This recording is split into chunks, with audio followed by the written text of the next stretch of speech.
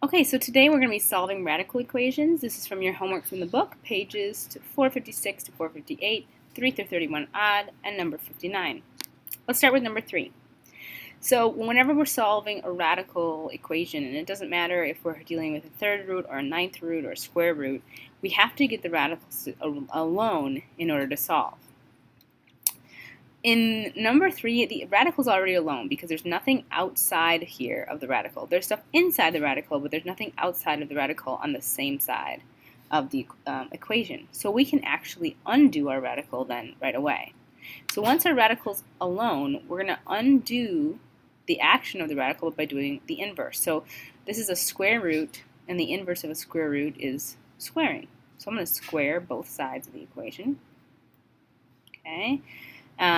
That will undo the radical here. So I have 5x plus 1, and 6 squared is 36. And then I can just solve like a normal equation. Subtract 1 from each side. 5x will equal 35. Divide by 5. And x equals 7.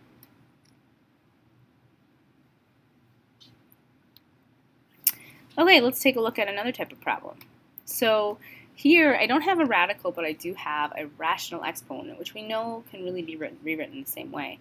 So just like before, I need to get my variable with the rational exponent alone, just like I need to get the radical alone. So in this case, I have a 2 that's multiplying on the outside, so I need to undo that first before I can do anything. So I'm going to divide by 2 on both sides. That's going to give me x to the 3 halves equals 8. Now, when I need to get x by itself, okay, 3 halves power, that's the third power and the square root. So I can undo this by multiplying by the reciprocal, or taking this to the reciprocal power. So the reciprocal power will be 2 over 3.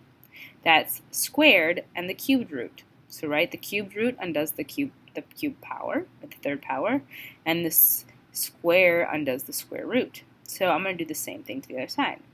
2 over 3 to the 2/3 power. So on this side, these will cancel each other out because they undo their inverses.